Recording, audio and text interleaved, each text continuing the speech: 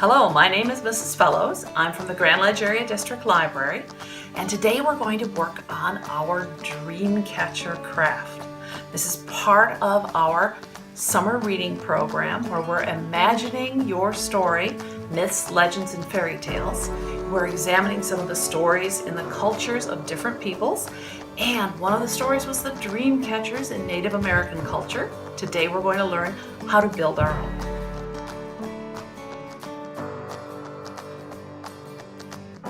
So, our Dreamcatchers came to us prepared in a kit, and that meant we had a lot of the materials here gathered together for you. Now, we chose to use a kit because we were having a challenge finding really good hoops at a good rate and to get enough of them for everybody. So, we chose to use the kit. The kit came with a pre-wrapped hoop and some of these items, but we've also added a few items for you. So you should find several feathers in your kit, and they might be all different colors and sizes. You should find quite a few beads, and the beads will vary in color as well.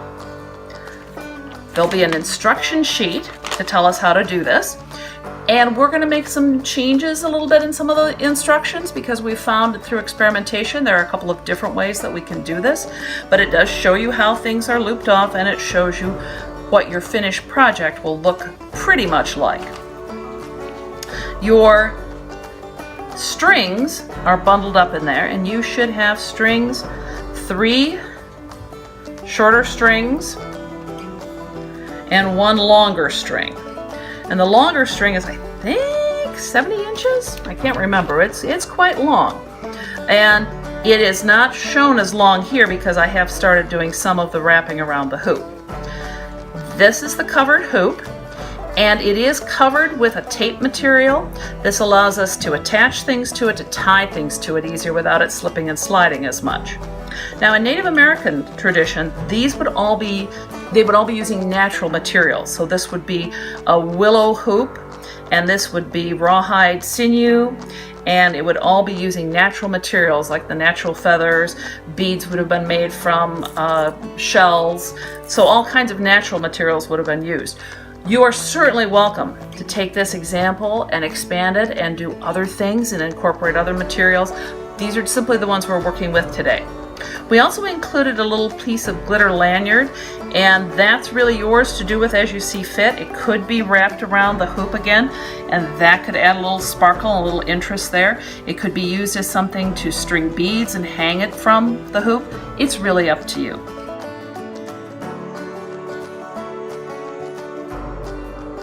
So when we talked about the materials that were included with our Dreamcatcher kit, I mentioned that there were other materials that you could use as well. Oftentimes, a plain wire ring might be used, and in which case that could be wrapped with a tape in a color of your choice, or sometimes it's wrapped in things like embroidery floss.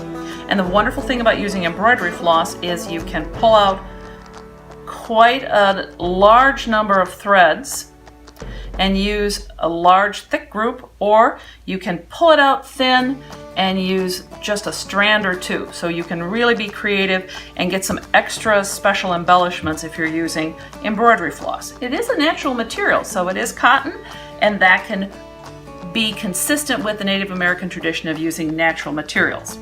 Some other materials that we might use include things like ribbon, and I have some ribbon here. This is a 50-cent roll of ribbon from Walmart. We're going to use that a little later, and I'll show you where I changed that out. You could even use dental floss. Dental floss could be used to wrap around your metal hoop to make the loops on like the string here. That's a perfectly fine material to use. You could also use yarn.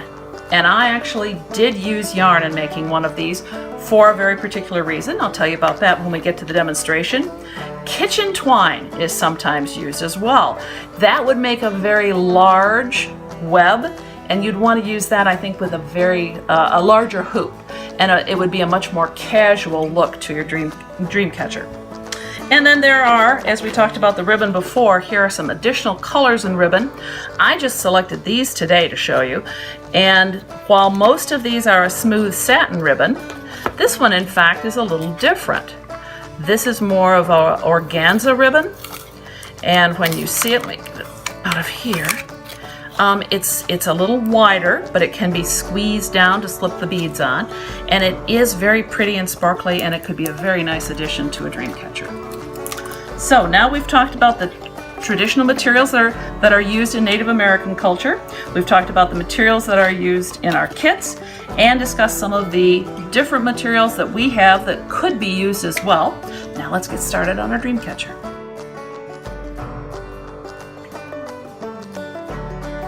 Now we're ready to start attaching the string to our hoop to begin making our web. And I'm going to show you this one because it's a little easier to see. What I've done is start by tying off the string to the web. And then I've gone around and looped it at each contact point. Now, there's a little difference between this one and this one. This is the first one that we did. We tied it off and we followed the instructions exactly in making loops. So this has, the web is already built on this one. And you can kind of see that it's got a loop, a loop, a loop. So each time it attaches or wraps around the hoop is a contact point, and it makes a little loop between those contact points. The second row goes around and loops into those places. But this one was we found this to be kind of difficult, and we didn't think that it gave us really the result that we wanted. Because although you can certainly see that it's a web, and it would certainly function as a dream catcher, there's plenty of places for the bad dreams to get caught, there are lots of holes for the good dreams to come through, but it didn't give us exactly the result we wanted. So we experimented a little bit, we read up a little bit more on the instructions, and we came up with the fact that what we probably need to be doing is not just looping it at each point, but in fact tying it off. So each one of these has a contact point where it's tied. And you can tie them tightly or loosely, depending on how you want to move things around later. But they're tied at each point. So that means that it's a little more stable. It's not quite as loosey-goosey on these first loops. And that means that as you go back to build the second part, now you're going to go to build your second row of the web. You're going to move through the hoop. So we're going to get started on that second, but you're also going to tie it so that it has a firm anchor point and doesn't get away from you. And I'm actually going to show you that I had much better luck doing this with yarn. I was able to manipulate the yarn easier than I could manipulate the thin string, and it allowed me to move around through the different points more smoothly and more securely as I was making my loops and tying them off. So the largest thing that you're doing differently here is you're still making the loop, but you're tying it off securely at each level of the web. And because you're doing that, you're able to get your web more stable, and you can even do things like add beads at different points as you string them on to this. And then even though your yarn will tend to want to come down to a kind of a fuzzy end there, it's usually possible to slide it back through a pony bead. And now I have a bead here, and so I can add a bead embellishment in the middle of my web by bringing the loop through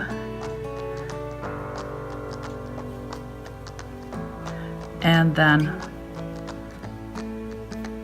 making a knot. right? And they are slippery and they do wiggle around a lot.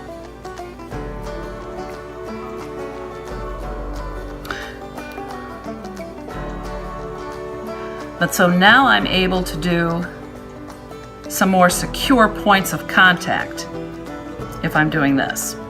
So ultimately what I'm heading for is something that looks a little bit more secure and a little less loopy than the first one that we did. So we're going to try our pattern. We'll go all the way around here.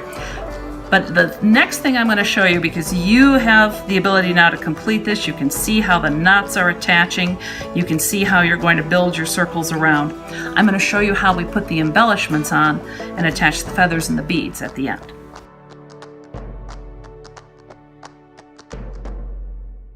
Now the final part is to attach some of the embellishments, and those are the feathers and the beads that typically hang off the bottom of a dream catcher.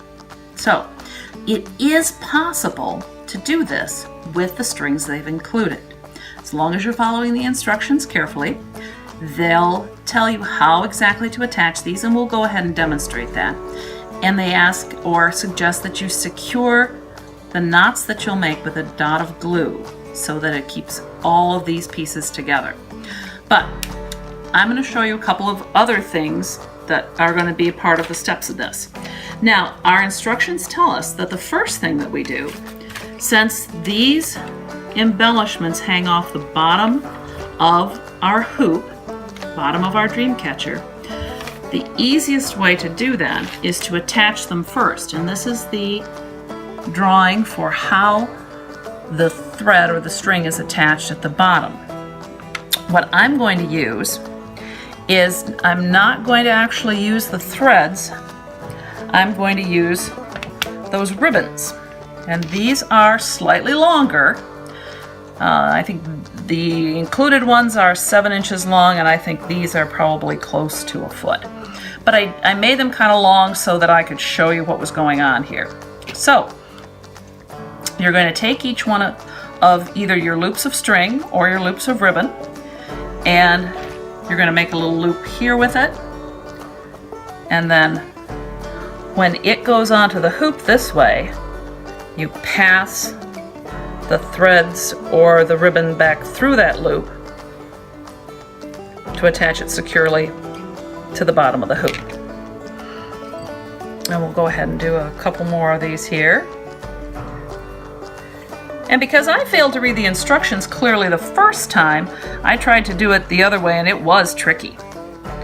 So it's way easier to push these ends of string or ribbon through before you actually have the feathers attached to them.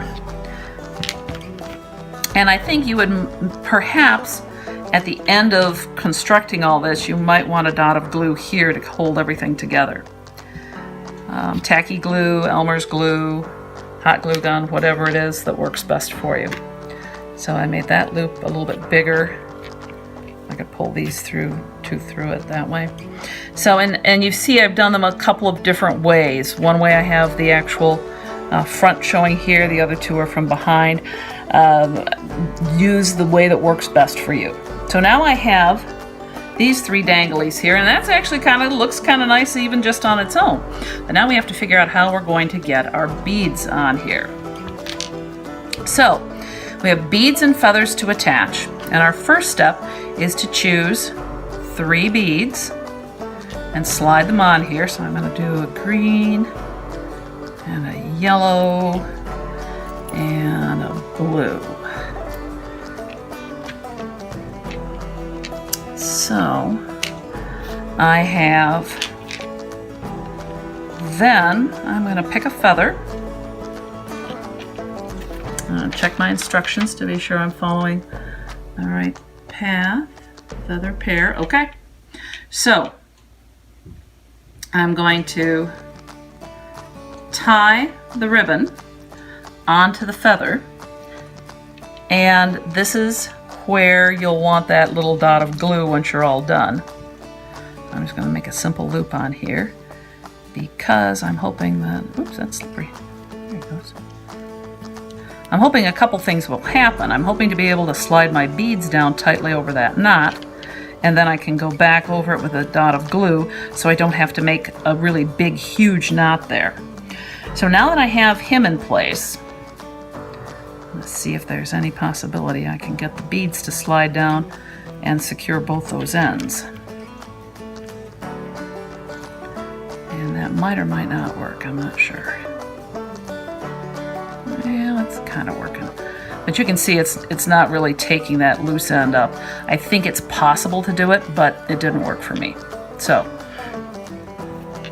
it's going to go down fairly close to that knot, and that's where you're going to want to put that bead of glue to eventually hold your feathers in place. And actually this whole thing will work down the feather a little bit more too, so you can get a little bit of the feather coming out that end. But if you have a dot of glue here and a dot of glue down at this end, and then you can either cut this extra little loop off or decide that maybe it doesn't bother you and you want to leave it there. So that's one feather. Then I'm going to choose a different combination of colors here. Let's put in, and this ribbon is fairly thin, so the pony beads should slide right down it. But each pony bead, each company that makes them a little differently. So all of these are slightly different too. Oh, I know, I'm going to use the orange one. Kind of because I was thinking I might hook an orange feather on this one. So we're back now to tying this off. And we're going to tie this off again here.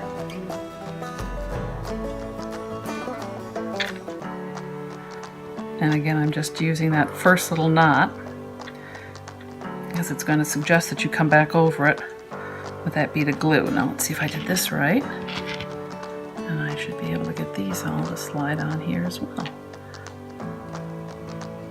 Oops.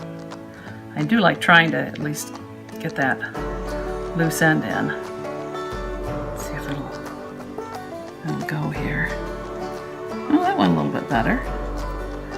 So again, that dot of glue here, dot of glue up at this end to hold them all together. And that's what your feather pair would look like hanging off your dream catcher. Now if that feels too long to you and you don't like those strings that long, of course you can cut them to the length that you like. But they'll have a nice movement there, and you have an assortment of beads and an assortment of feathers that you can use.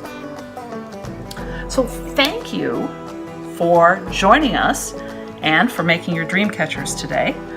We are very excited to be offering our summer reading program, and our theme, of course, Imagine Your Story, Myths, Legends, and Fairy Tales. This is part of legendary stories that are told in the Native American culture, is the dream catcher, and we'd like to see what designs you come up with for your dream catcher. So bring them into the library to show them to us, take a picture and send it to us. We would love to see them, and we'd love to be able to put them up for display. We have a special Wandu challenge word today, and that is protection, because the dream catcher, of course, is protection against bad dreams. So if you come into the library and you have said the Wandu challenge word to us, there's a special prize for you for that.